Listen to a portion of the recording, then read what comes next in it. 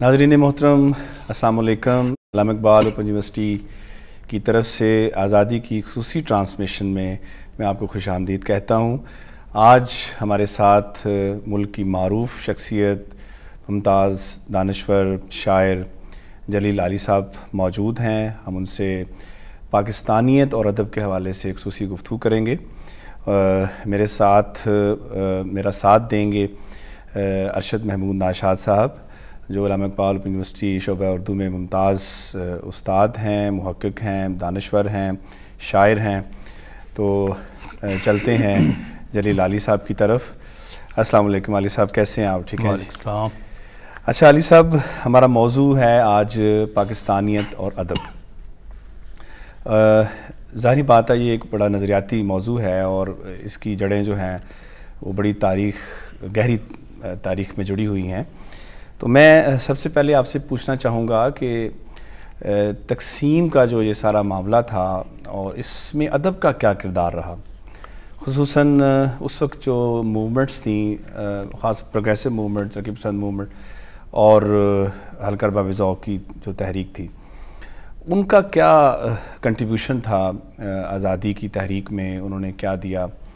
उस वक्त अदब कैसा लिखा जा रहा था और क्या असरात मरतब हुए हमारी आज़ादी की तहरीक पर अदब की तरफ से? कासिम साहब, बहुत अच्छा आपने सवाल किया। एक्चुअली सूरत हाल ये है कि अंजुमन तरक्की पसंद मुसन्निफ़ीन की तासीस से पहले दो बंदे हमारे बरसग़ीर में ऐसे थे जो अपनी अपनी तहज़ीबी रवायत की कुल्लियत में पहले से एक तरक्की पसंदाना नज़रिया साजी कर चुके थे। हिंदुओं में प्रेमचंद था और मुसलमानों में अल्लामा इकबाल था। प्रेमचंद तरक्की पसंद तहरीक से बहुत पहले से तरक्की पसंद अदब तख्लीक कर रहा था, मगर अपनी तहज़ीबी रवायत की कुल्लियत में अपने स्पिरिचुअलिज़म को साथ शामिल करके। इसी तरह से इकबाल अपनी मुस्लिम रवायत में। अब ये एक लंबी गुफ्तगू है कि जो मुस्लिम तहज़ीबी फ़िक्री रवायत है वो किस तरह से शुरू हुई बरसग़ीर में, उस पर अलग से किसी वक्त बात हो सकती है।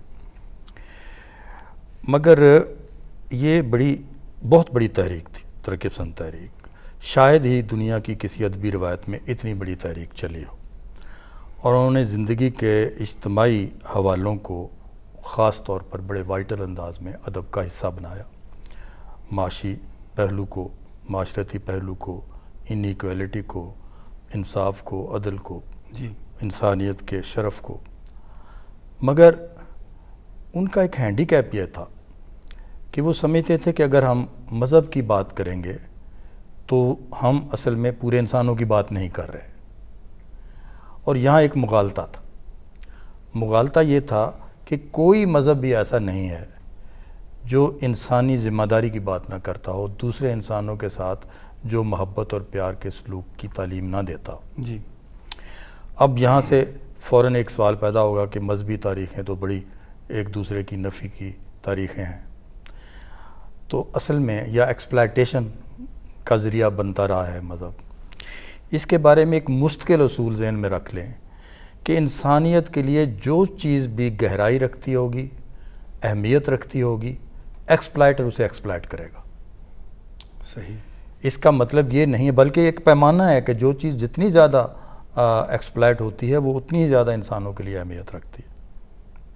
सेक्स एक्सप्लॉयट होती है, माशियात एक्सप्लॉयट होती है, हुस्न एक्सप्लॉयट होता है, इस तरह मज़हब भी एक्सप्लॉयट होता है। تو محض یہ کہ بھی یہ ایکسپلائٹیشن کا ذریعہ بنتا ہے، کسی بڑی وقیع چیز کی نفی نہیں کی جا سکتی یا اس سے دستکش نہیں ہوا جا سکتا. تو یہ ایک ان کا مغالطہ تھا، جس کے نتیجے میں پھر میں بعد میں آپ کو بتاؤں گا کہ کیسے وہ ریلیونٹ ہو گئے، آپ کی فکری تہذیبی روایت کے سفر میں پیچھے رہ گئے، اور اقبالیان فکر جو ہے کس طریقے سے وہ سروائیو کر رہی ہے. تو سم اور ہاؤ پھر یہ ہوا کہ جہاں تک تو انگریزوں سے آزادی لینے کا معاملہ تھا اور موضوع تھا، اس حوالے سے تو سب نے شیئر کیا. مسلم تہذیبی فکر رکھنے والوں نے بھی اس میں اپنا رول پلے کیا، اور غیر مسلم فکری تصورات رکھنے والوں نے بھی کیا. بلکہ کبھی آپ اعداد و شمار جمع کریں تو آپ کو پتہ چلے گا کہ مسلمانوں کی قربانیاں تحریک آزادی میں بہت زیادہ، کیونکہ ظاہر ان سے چھینی گئی تھی، اور ظاہر ان کے اندر ابھی وہ احساس موجود تھا کہ ہم یہاں کے حکمران ہیں، لہٰذا انہی سے زیادہ قربانیاں منسوب ہوئیں اور کیا انہوں. لیکن جب وہ ڈائلاگ کا وقت آتا ہے، ظاہر ہے کہ کوئی بھی موومنٹ ہوتی ہے جد و جہد کی، آخر ڈائلاگ پر اس نے ختم ہونا ہوتا ہے. تو جو ڈائلاگ کا زمانہ جب آیا، جب انگریزوں نے وہ شروع کیا، تو اب اس میں آپ دیکھیں کہ علامہ اقبال نے تو اس مسلم تہذیبی تشخص کی بات کی اپنی شاعری میں بھی، اپنے تقریروں میں بھی، اپنی نثری تحریروں میں بھی، اور کہا کہ یہ ایک الگ آئیڈینٹی ہے مسلم کمیونٹی. اچھا، ہم کمیونٹی کا بھی ترجمہ اپنی تحریروں میں غلط کرتے چلے آ رہے ہیں، انہیں فرقہ کہتے ہیں. وہ برادری ہے، تو فرقہ تو ایک مذہب کے اندر ہوتا ہے. جی جی. تو ایک ملک میں اگر بہت سارے مذاہب کے لوگ موجود ہیں تو وہ کمیونٹیز ہیں، ریلیجس کمیونٹیز ہیں، انہیں فرقے نہیں کہتے.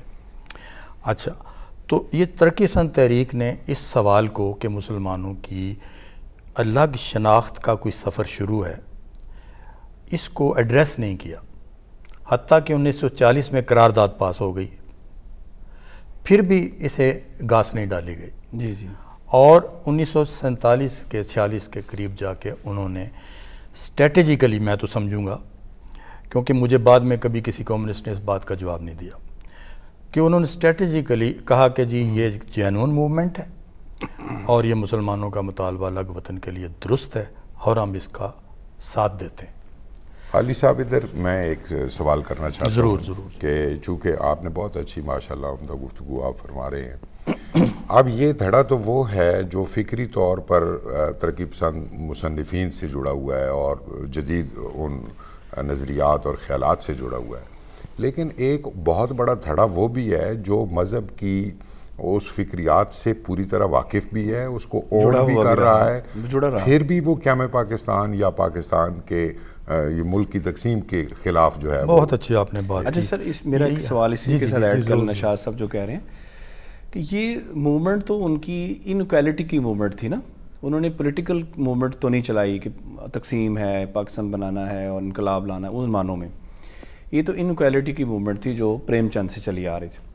لیکن جو ہی تقسیم ہو گئی تو یہ ایک دم پولیٹیکل موومنٹ پہ بن گئی. ہم گجر بجنے پہ دھوکہ کھا گئے، یا جی داغ داغ اجالا. یہ ذرا اسی بعد میں کریں گے بات. جی یہ پہلے ان کی بات کر دیکھیں. بات یہ ہوتی ہے کہ تائید کس موقف کو بر صغیر کے مسلمانوں کی طرف سے ملی. اب دیکھیں، جو اقبالیان نقطہ نظر تھا، جس کو جیلانی کامران ہند اسلامی اجمی روایت کہتے ہیں، تو وہ جو نقطہ نظر تھا وہ میجارٹی کا نقطہ نظر تھا. جی. اور اس نقطہ نظر کے خلاف خود علماء جو تھے، نیشنلسٹ علماء، وہ خلاف تھے، احرار بے والے بھی خلاف تھے، ویسٹرن ماڈرنسٹ بھی خلاف تھے، مارکسسٹ بھی خلاف تھے.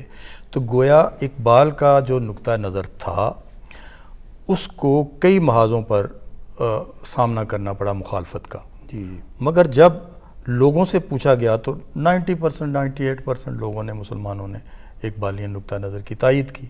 تو اس لیے ہم یہ کہیں گے کہ تاریخ جو ہے وہ نقطہ نظر جو تھے سب کی نفی کر کے آگے بڑھ گئی، اور ظاہر ہے ہمیں اسی کو اہمیت دینا پڑے گی جو مستقبل میں سفر کر رہا ہے، جو نقطہ نظر اور آگے بڑھ رہا ہے. اب ظاہر ہے کہ وہ جو نقطہ نظر پچھڑ گیا تو تاریخ نے ثابت کر دیا کہ وہ ریلیونٹ نہیں تھا اجتماعی مسائل سے. اب آپ کے سوال والی بات آتے ہیں کہ یہ ترقی پسند یہ سمجھتے تھے کہ وہ معاشرے کے ڈائنامزم کو زیادہ بہتر طریقے سے سمجھتے ہیں. جی. اور ان کے لیے چونکہ وہ پوری دنیا کے مزدوروں کو اکٹھا کرنے کے لیے نکلے ہوئے تھے، تو وہ سمجھتے تھے کہ اس طریقے سے تو ہم تقسیم ہو جائیں گے. حتیٰ کہ آپ کو پتہ ہے کہ یہ جو ہمارے ادبی پرچے تھے ان میں نعت نہیں شامل ہو سکتی تھی، کیونکہ زیادہ تر وہ سارے کے سارے پرچے انجمن ترقی پسند مصنفین یا ترقی پسند تحریک کے ساتھ منسلک تھے. تو وہ کہتے تھے کہ اگر ہم نعت اس میں شامل کریں گے تو پھر ہمیں لینن پر بھی نظم شامل کرنی پڑے گی، کارل مارکس پر بھی شامل کرنے پڑے گی. تو یہ ایک کنٹراڈکشن کی تھی جن کو وہ ریزالو نہیں کر سکے کبھی.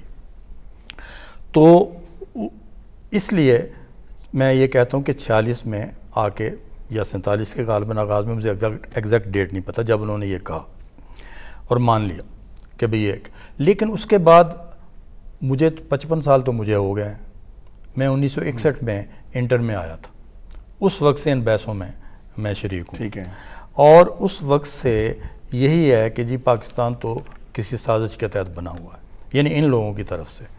تو میرا ہمیشہ سوال یہ رہا کہ جب آپ نے آپٹ کیا تھا، کہا تھا یہ ایک جینون موومنٹ ہے اور یہ مطالبہ درست ہے، تو آپ کے پاس مثبت گراؤنڈز کیا تھی؟ ایک جینون سوال ہے یہ، وہ بتانا چاہیے تھا، اسے لے کر آگے چلنا چاہیے تھا. تاہم ان میں ایک عنصر ایسا موجود تھا احمد ندیم قاسمی صاحب کی طرح کا، کہ جو لوگ جو تھے وہ جو کہتے تھے، ایک دفعہ سجاد ظہیر نے احمد ندیم قاسمی صاحب سے کہا کہ آپ اتنے زبردست سوشلسٹ ہیں، آپ نے یہ مذہب والا مسئلہ ساتھ کیا نہیں کیا ہوا. تو احمد ندیم قاسمی نے یہ جواب دیا تھا کہ میرا مذہب مجھے غریبوں کی حمایت سے نہیں روکتا. جی ٹھیک ہے. یہی وہ بنیادی مسئلہ ہے کہ اور اس نے اتنا نقصان پہنچایا.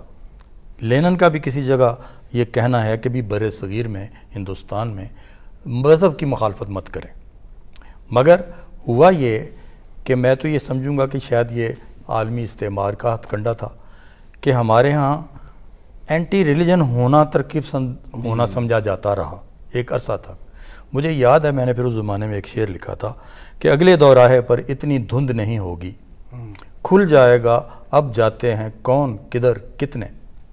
تو آپ نے دیکھا کہ رشیا کے ڈاؤن فال کے بعد تو نظر ہی نہیں آتا کوئی. تو یہ ہوا. لیکن میں آپ کو ایک بڑا اہم واقعہ سنانا چاہتا ہوں، بڑی مزے کی وہ بات ہے. ایرک سپرین بہت بڑے سوشلسٹ تھے اور وہ بابا سوشلزم بھی کہلاتے ہیں انٹلیکچولز میں. تو ایک دفعہ ڈاکٹر کنیز یوسف کے ہاں ڈسکشن ہو رہی تھی تحریک پاکستان کے بارے میں. وہ ہسٹری کمیشن کی چیئر پرسن تھی اور تاریخ لکھوانا چاہتی تھی، تو چاہتی تھی کہ فیڈ بیک ملے. اس پر ہمارے ایک دوست ہیں احمد جوید افسانہ نگار فوت ہو گئے. انہوں نے کہا جی سب سے پہلے ہمیں یہ دیکھنا چاہیے کہ پاکستان کیوں بنا. تو انہوں نے کہا جی ٹھیک ہے کریں بات. تو انہوں نے کہا جی یہ مسلم اشرافیہ کے مفادات کے تحفظ کے لیے بنا تھا اور قائد اعظم اور علامہ اقبال ان کے تھے نمائندہ تھے. خیر اس پر بات ہوتی رہی. ہمارے اکثر انٹلیکچولز نے اس کی تائید کی اس بات کی. میں نے ایک سوال اٹھا دیا. میں نے کہا جی کہ اگر آپ یہ تاریخ لکھوائیں گے تو آئندہ نسلوں میں ایک احساس جرم پیدا ہوگا، حب الوطنی نہیں پیدا ہو سکتی. تو کیا کوئی ایک بات آدھی بات ایسی ہے کہ ہم کہیں ہماری اچیومنٹ ہے یہ؟ اس پر ڈاکٹر کنیز یوسف نے قائد اعظم کی طرح کا جملہ کہا. ڈاکٹر کنیز یوسف نے کہا جی میں تاریخ کی ادنا سی طالب علم ہوں اور میں یہ سمجھتی ہوں کہ 1400 سال کے بعد یہ مسلمانوں کی دوسری بڑی اچیومنٹ ہے. میں کہتا ہوں کہ جو انٹلیکچول ڈاکٹر کنیز یوسف کی یہ بات ان ڈیپتھ سمجھنے سے قاصر ہے وہ پورا تہذیبی وین نہیں رکھتا. ٹھیک ہے. اچھا اب نیکسٹ میٹنگ میں ایرک سپرین کی میں آپ کو بات بتانے لگا ہوں، جو پہلی میٹنگ میں یہ کہتا تھا جی میں نے بھی ایک دفعہ اس طرح کی بات کر دی تھی تو لوگ میرے پیچھے پڑ گئے تھے.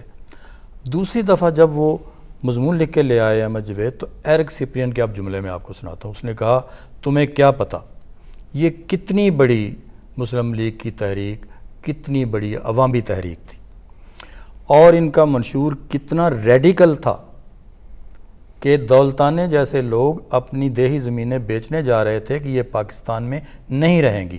یہ ایرک سپرین کہہ رہا ہے. اور میرا خیال ہے کہ اگر وہ سوال میں نے نہ کیا ہوتا صحیح تو شاید یہاں تک بات نہ آتی. اچھا نشاط صاحب، علی صاحب جس طرح آپ نے سوال کیا علی صاحب سے، اینٹی ریلیجن تو نہیں تھے میرے خیال میں ترقی پسند. اپنا اینٹی ریلیجن موقف تھا ان کا غالب رہا کچھ تعداد میں. میرے خیال میں جو مذہب کے حوالے سے ان کا موقف جو ہے وہ بڑا معتدل رہا. قاسمی صاحب جس کی آپ مثال دے رہے ہیں، تو لیکن حب الوطنی میرے خیال میں ان کے ہاں کوئی ایسا مسئلہ نہیں رہا، وہ بڑے متشدد حب الوطنی ان کے ہاں موجود رہی. نہیں لیکن دیکھیں نا، جب ایک ملک، یہ پاکستان خاص طور پر یہ ایک نظریاتی ملک ہے نا، اب محض کسی زمین کے ٹکڑے کے ساتھ محبت کوئی معنی نہیں رکھتی. صحیح، بالکل صحیح. اس نظریے کے ساتھ، اس کمٹمنٹ کے ساتھ جس کے لیے لوگوں نے اتنی زیادہ قربانیاں دی، اور اس کے لیے آؤٹ بھی ہو گئے، نہیں چل سکا. نہیں قاسم صاحب، دیکھیں بات یہ ہے کہ جس ٹکڑے سے آپ محبت کا اظہار کر رہے ہیں، اگر آپ کا موقف تاریخی طور پر یہ ہے کہ یہ تو سازش سے بنا ہوا ہے، یہ تو غلط بنا، تو حب الوطنی کہاں سے آئے گی؟ ٹھیک ہے، دیکھیں وہ عوام کے ساتھ اپنی محبت کو کہتے ہیں حب الوطنی. لیکن علی صاحب، ہم یہ مانتے ہیں کہ عوام کے ساتھ اٹھ کی ہے. یہاں میں ایک آپ سے پوچھنا چاہتا ہوں کہ جو لوگ ہجرت کر کے اپنی قربانیاں دے کر ایک خاک و خون کا ایک دریا عبور کر کے یہاں آئے، ان کے کوئی خواب تھے، ان کی کوئی خواہشیں تھیں، وہ ایک الگ وطن اور ایک ایسی فضا چاہتے تھے جو پاکیزہ ہو، لیکن یہاں آ کر ان کے خواب ٹوٹے، یہاں انہیں اس طرح کی کئی صورتوں سے گزرنا پڑا، کئی المناک سانحات سے گزرنا پڑا کہ وہ لوگ بھی متنفر ہوئے. وہ عوامی رنگ جو تھا، جو ان کے اندر ایک اسپرٹ تھا، وہ یہاں آ کر کیا آپ سمجھتے ہیں کہ اس کے بھی کوئی اثرات؟ ہم ایک بریک چھوٹی سی لے لیں، بریک کے بعد پھر حاضر ہوتے ہیں. حاضرین محترم، ہم دوبارہ بریک کے بعد حاضر ہوتے ہیں، اسی گفتگو کو پھر دوبارہ جاری رکھیں گے.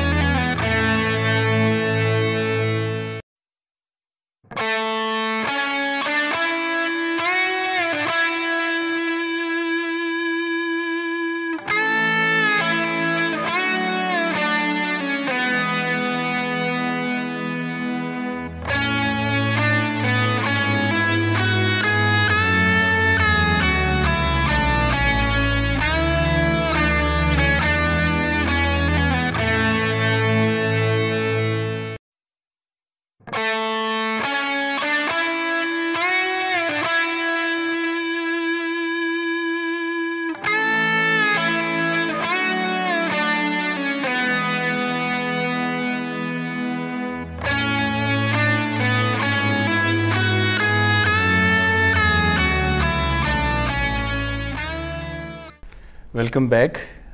ہم وہیں سے اپنی گفتگو جاری رکھتے ہیں. اچھا علی صاحب، 65 کی جنگ کے حوالے سے آپ کا کیا موقف ہے؟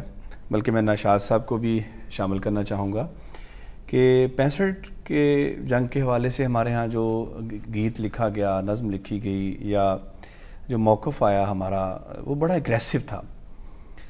اس کے پیچھے حب الوطنی تھی، یا کیا آپ سمجھتے ہیں کہ کوئی اسے بتایا گیا تھا کہ بھی آپ نے یہ موقف دینا ہے؟ اتنا اگریسو تھا، اور جنگ کے حوالے سے جنگ کی کوئی نفی نہیں کر رہا تھا. ابن انشاء یا اس طرح کے 2-4 شاعری ہے جنہوں نے جنگ مخالفت میں کچھ نظمیں لکھی، ورنہ موقف عموماً یہی رہا کہ مار دھاڑ اور پکڑ لو، اور سارا کچھ اس میں زیادہ غالب رہا. یہ دیکھیں بات یہ سچویشن ہوتی ہے، یعنی جب آپ کا وجود جو ہے وہ فزیکلی داؤ پر لگ جائے اور اس کی سروائیول کا پرابلم پیدا ہو جائے، تو کیا آپ اس وقت آپ یہ درس دیں گے؟ دیکھیں نا، یہ تو irrelevant بات ہے نا. اس وقت تو آپ بتائیں گے کہ اس وجود کو بچانے کے لیے آپ نے جان تک دے دینی ہے. ٹھیک ہے نا، irrelevant پرسپیکٹیو سے آؤٹ ہوگی بات آپ کی. اچھا، اب میں آپ کو ایک مزے کی بات بتاتا ہوں. ایوب کے ماشاء اللہ کے خلاف سب سے زیادہ لکھنے والا آپ کا ایک انٹلیکچول رائٹر تھا انگریزی میں، صفدر میر. جی، وہ لکھتا تھا، اتنی مخالفت ایوب کی کرتا جتنی حد میں. ٹھیک ہے جی. لیکن جب 65 کی جنگ ہوئی، اس شخص نے ایک طویل نظم لکھی اور ایک ٹرک لیا، ٹرک کے اوپر اس نے ایک پلیٹ فارم بنایا، آواز اس کی شیروں کی طرح سے دھاڑ ہوتی تھی. اکیلا بندہ وہ اس پر ٹرک پر بیٹھ کر اس نے پورے لاہور شہر کا چکر لگایا، اور اس نظم کا کنٹینٹ سنیں ذرا. حب الوطنی آپ نے بات چھیڑی تھی تو اس کا میں ثبوت دینے لگا. اس نے کہا میری آنکھوں میں خون اتر آیا ہے, تیری آنکھوں میں خون اتر آیا ہے, 20 کروڑ آنکھیں ہیں جن میں خون اتر آیا ہے, غازی صدر ایوب کی آنکھوں میں خون اتر آیا. صحیح. اب آپ کیا کہیں گے کہ اس نے چیف مارشل ایڈمنسٹریٹر کی حمایت کی؟ پرسپیکٹیو ہے. صحیح, بالکل صحیح. اس نے اس وقت پرسپیکٹیو میں اس نے بھی کبھی شاید پہلے کلمہ اس طریقے سے نہیں پڑھا تھا جو صدر ایوب نے لوگوں کو پیغام دینے کے لیے 65 میں پڑھا تھا. صحیح. وہ اس کلمے کا شاہ صاحب آپ کا اس کلمے کا لبو لہجہ ہی اور علی صاحب نے بڑی عمدہ وہ آپ کے سامنے رکھ دیا کہ وہ ماحول ایسا تھا کہ جب آپ کے وجود پر بنی ہے اور آپ کی شناخت گم کر دی جا رہی ہو, یا آپ کا وہ خطہ جو اتنی قربانیوں کے بعد آپ کو حاصل ہوا ہے, وہاں کوئی باہر سے آئے اور کہے کہ ہم فلاں جگہ پر ناشتہ کریں گے اور فلاں جگہ پر ہم شام کا کھانا کھائیں گے, تو یہ تو غیرت کو للکارنے والی بات تھی نا.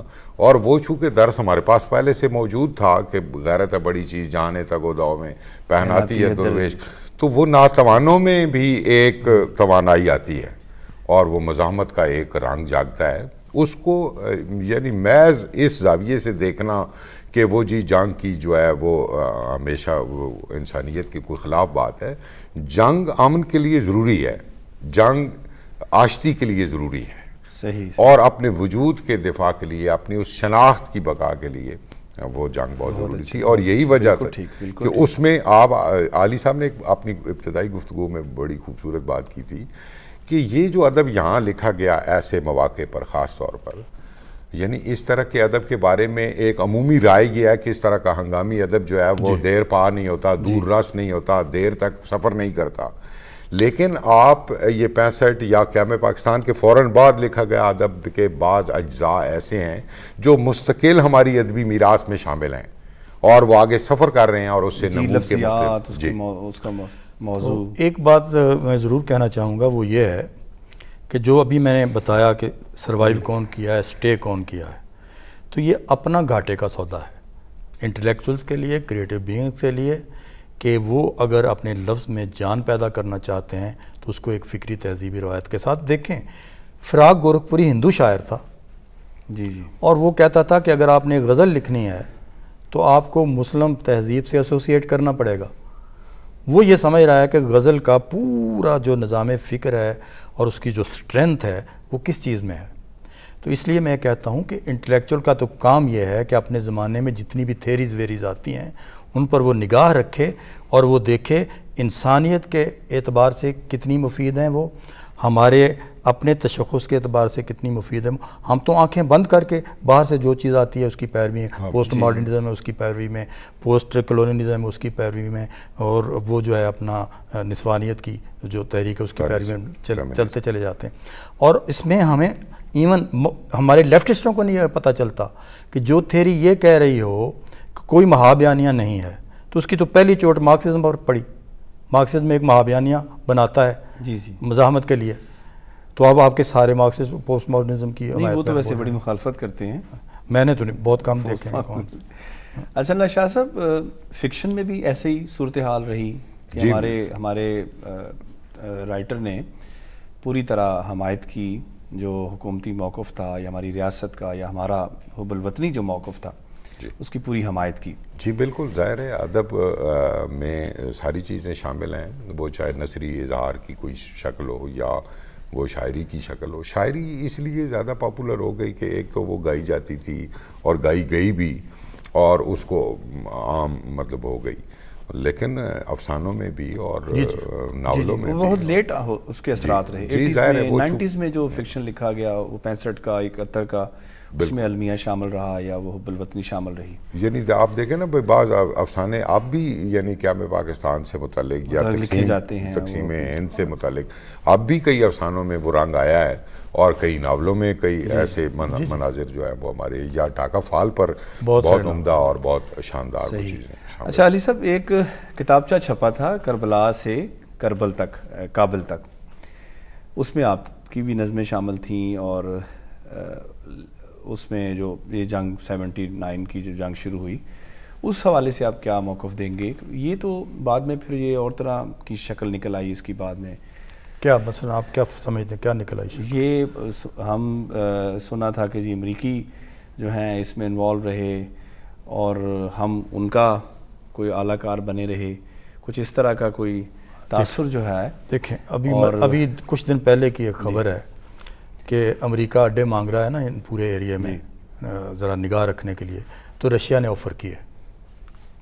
میں آپ تک ایسے ہی بتا رہا ہوں، یہ بات اس لیے بتا رہا ہوں. بات یہ ہے کہ یہ جو رشیا کی مداخلت تھی افغانستان میں، یہ کیسے ہو سکتا ہے کہ ہم ایک نیشنل سٹیٹ ہیں اور ہمارے قریب کوئی بھی بڑی قوت آ جائے، چاہے وہ امریکہ ہو چاہے وہ رشیا ہو، صحیح، اور ہم اسے ٹھنڈے پیٹوں برداشت کر لیں، کیونکہ ہمیں تو اس کی آنچ آئے گی. یہ جنگ امریکہ کی شمولیت سے پہلے سے شروع ہو چکی تھی، صحیح، 1.5 سال پہلے شروع سے ہو چکی تھی.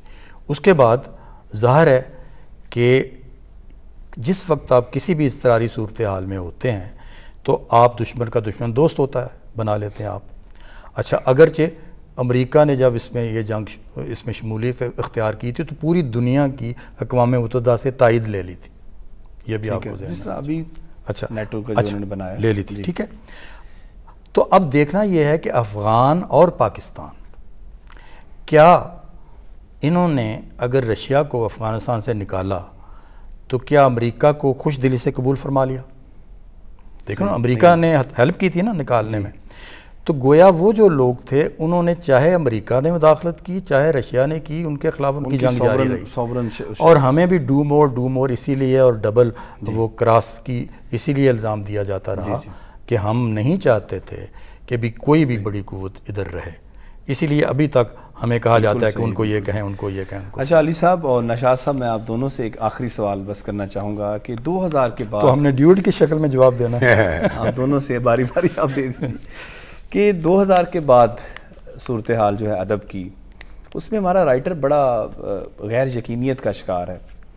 صورتحال کچھ اس طرح کی بنی رہی، یہاں فلڈ آف میڈیا، پھر سوشل میڈیا، سائڈ میڈیا کا بہت زیادہ پریشر ہے، آئیڈیالوجیکلی وہ کمزور ہوا ہے. یہ میرا نقطہ نظر ہے، شاید آپ اس سے اختلاف کریں. تو ہمارے رائٹر کے لیے، ہمارے لکھاری کے لیے آپ کیا کہیں گے؟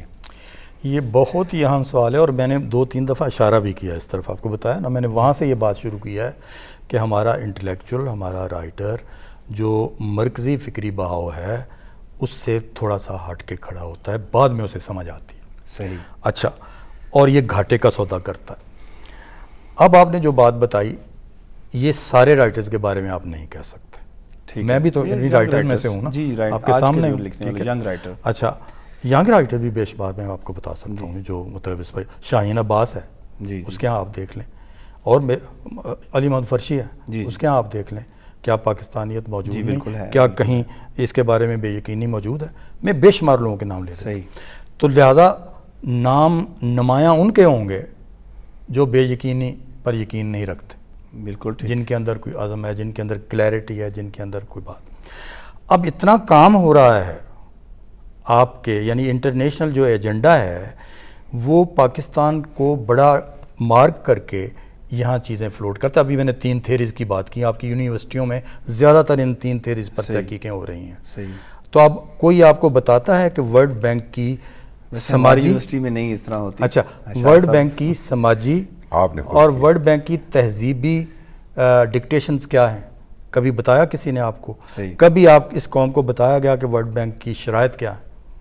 جو انٹلیکچوئلز انٹرنیشنل استعمار کی شرائط سے ہی واقف نہیں ہیں، انہوں نے کتنا یقین والی بات کرنی ہے؟ تو اب ظاہر ہے اس میں وہ جو نگاہ رکھتے ہیں ایک فکری تہذیبی روایت کے تسلسل میں اور اس کے کمپریہنسو ویژن میں جو نگاہ رکھتے ہیں، ظاہر ہے ان کے ہاں پوٹینشیل بہتر ہے، اور ان کی نگاہ بھی بہتر ہے، ان کا تجزیہ بھی بہتر ہے، اور اس پر احسان اکبر بھی یہیں بیٹھے ہوئے ہیں، نتائج بھی آپ ڈاکٹر صاحب بھی یہیں بیٹھے ہوئے ہیں. کبھی ڈاواڈول نہیں. نشاط صاحب، علی صاحب نے بڑی عمدہ بات کر دی، اور یہی کہ 20ویں صدی ہو یا 21ویں صدی ہو، آپ نے ایک بات کی نا، یعنی وہ کمٹمنٹ جو ہے وہ بنیادی طور پر آپ کے وجود کو مینٹین رکھتی ہے. بہت اچھی. وہ آپ کی جو وابستگی ہے وہ آپ کو شناخت دیتی ہے.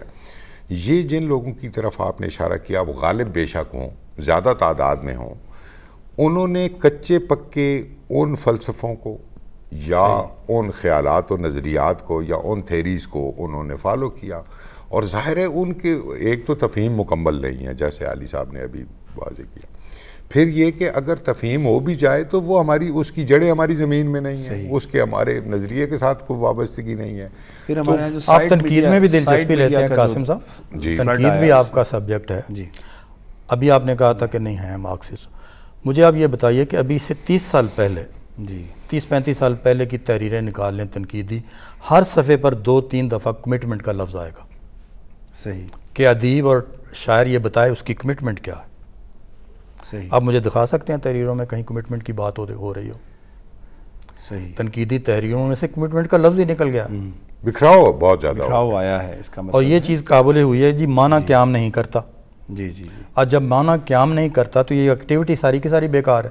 تخلیقی حوالے سے بھی نشاط صاحب اسی طرح ایک بکھراؤ موجود ہے۔ بالکل بکھراؤ موجود ہے۔ ناظرین، اور آپ نے گفتگو سنی، میں بڑا مشکور ہوں جلیل علی صاحب کا، ارشد مبین شاہ صاحب کا، وہ تشریف لائے۔ یہ اتنا وسیع موضوع ہے، اگر ہم اس پہ گفتگو کرتے رہیں کئی گھنٹے بھی تو وہ مختصر لگتی ہے۔ تشنیگی کا احساس یقیناً آپ کو ہوا ہوگا۔ میں ایک اگلے پروگرام میں پھر آپ کو خوش آمدید کہوں گا، تب تک کے لیے اجازت دیجیے، خدا حافظ۔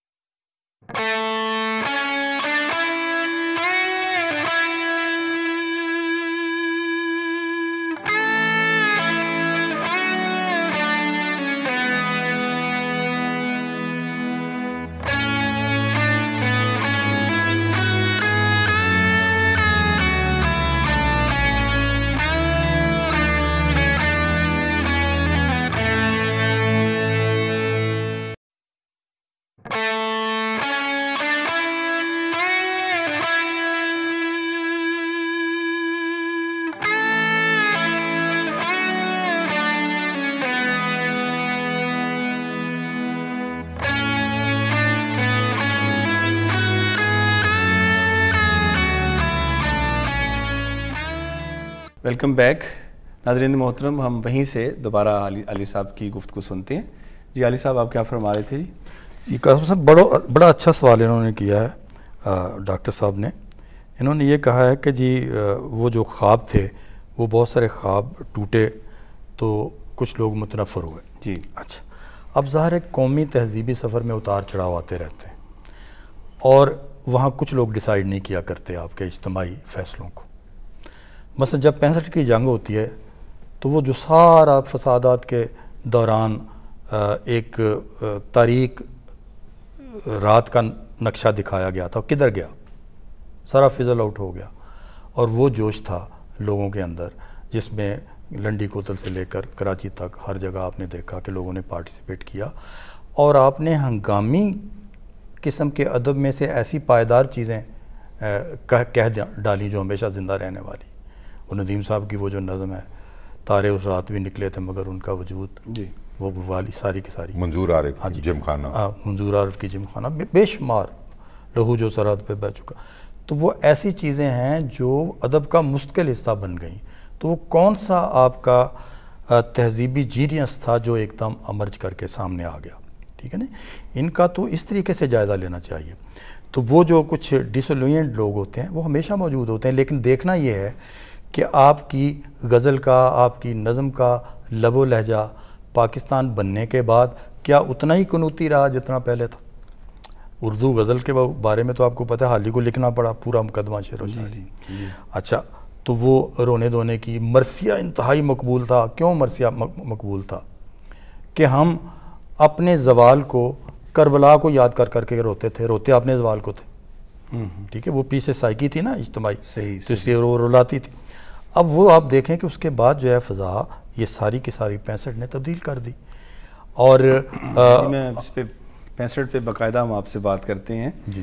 اچھا سر، یہ بتائیے کہ اقبال کی جو آئیڈیالوجی تھی، کہتے ہیں کہ اقبال اگر مزید ان کو 15-20 سال 30 سال ملتے، پاکستان دیکھ لیتے، پاکستان ریاست، تو شاید وہ ان کے نظریات یا ان کی آئیڈیالوجی جو ہے وہ ایک شکل بنانے میں کامیاب ہو جاتی، کیونکہ یہ لوگوں نے بنایا، پھر لوگوں نے پرسیو کیا، طرح طرح ریاست نے اس کو اون کر لیا، لوگ اور طرح سوچنے لگے. اس حوالے سے کیا کہتے ہیں آپ؟ یہ دیکھیں، یہ تو قدرت کے فیصلے ہیں نا جی. مثلا کوئی شاعر 40 سال میں فوت ہو جاتا ہے، ٹھیک ہے، ہم کہتے ہیں اور زندہ رہتا تو شاید یہ ہو جاتا ہو. یہ قدرت کے فیصلے ہیں. ایک تو بات پہلی یہ مانیں آپ کہ انسانوں کے فیصلے کے اندر قدرت مداخلت کرتی ہے، ٹھیک ہے. یہ سے ایک بہت بڑی چیز جو ہے وہ اپروو ہو رہی ہے، جسے ہم شاید آسانی سے ہضم کرنے کے لیے تیار نہیں. اچھا، اب دوسری بات یہ ہے کہ اقبال کا کلام موجود ہے. کیا وہ کلام جتنی مربوط ایک آئیڈیالوجی دیتا ہے، جتنا مربوط نظام فکر دیتا ہے، دنیا کا کوئی شاعر دیتا ہے؟ یہ یونیکنیس ہے اقبال کی. اور یعنی ساری شرطیں پورے کرتے ہوئے آج بھی آپ اگر 5 بڑی نظمیں اولین سطح پر نشاندہی کرنا چاہیں تو اقبال ہی کی نکلیں گی. بالکل صحیح. ٹھیک ہے.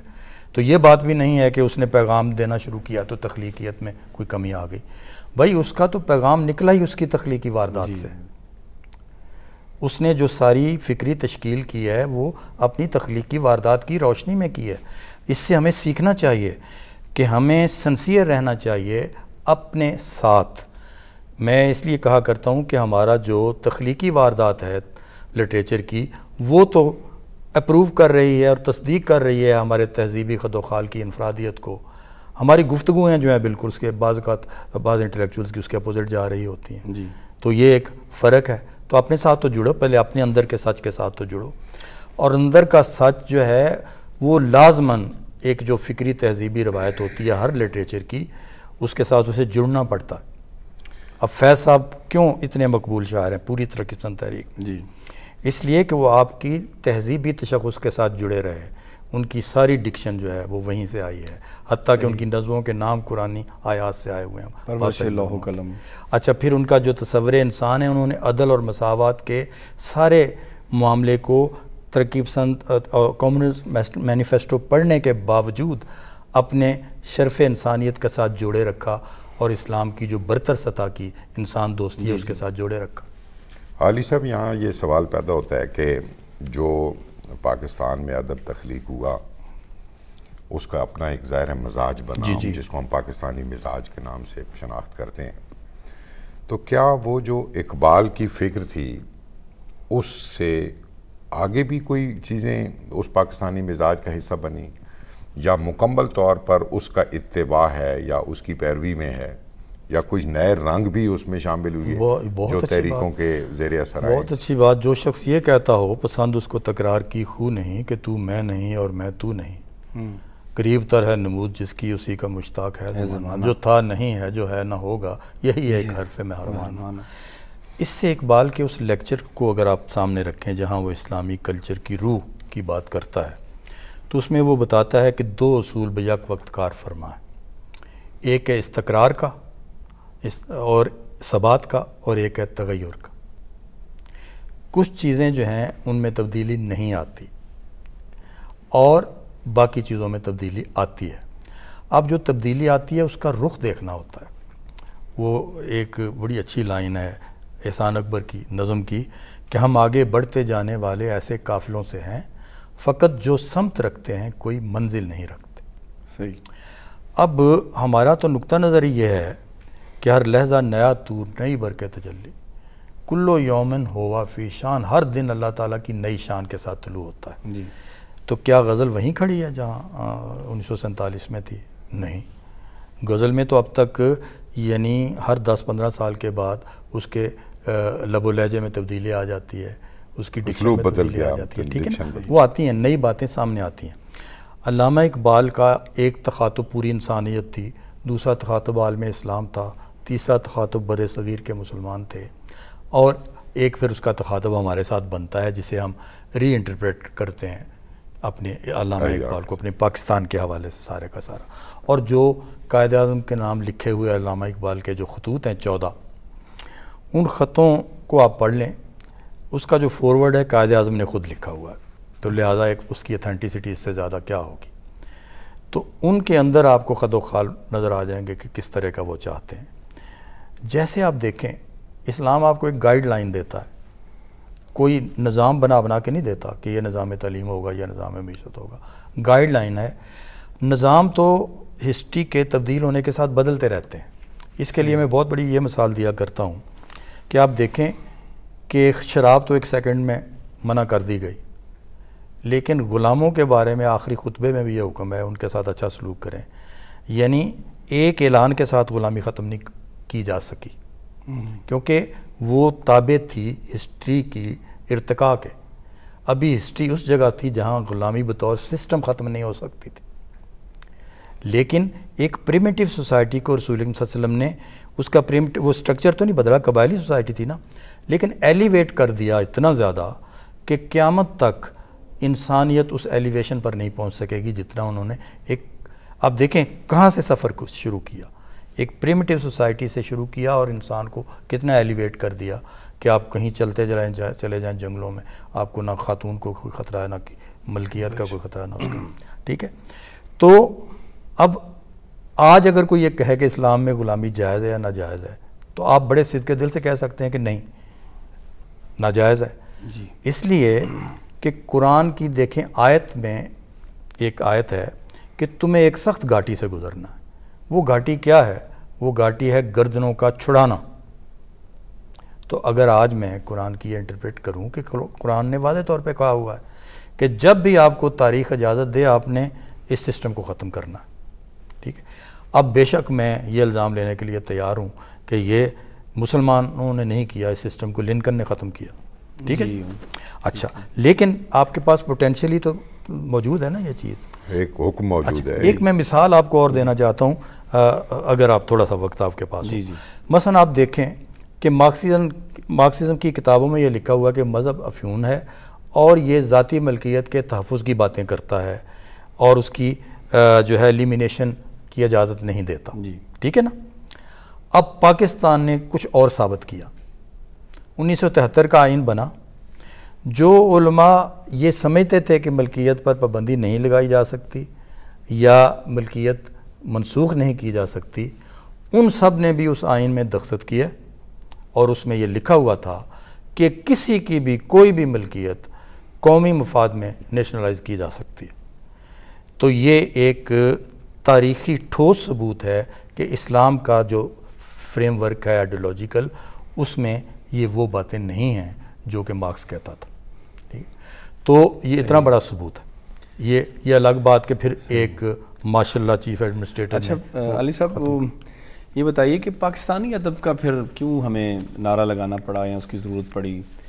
اگر ہم آئیڈیولوجیکلی بڑا ٹھیک چل رہے تھے اور ہمارا ادب بڑا مکمل تھا، لکھ رہے تھے ہم، اپنی حب الوطنی پوری طرح آ رہی تھی، تو کیا ایسی ضرورت پڑی کہ پھر پاکستانی ادب کی ہمیں ایک نیا فریم بنانا پڑا؟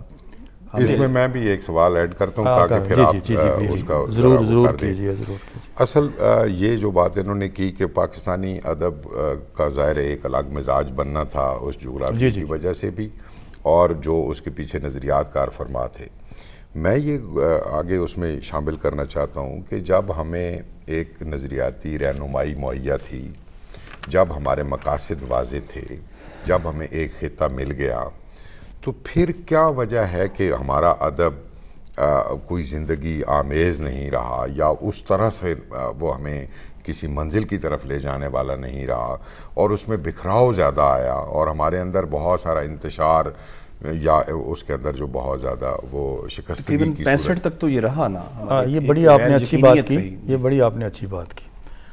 اب اس کو ذرا گراف بنائیں. اس کا آپ کی سب سے بڑی موومنٹ اس مرکزی بہاؤ سے الگ رہی رائٹرز کی، تو اس کے بعد کا جو سفر ہے ان کا دائرہ سمٹا اور کلیکٹیو تشخص والا دائرہ بڑا.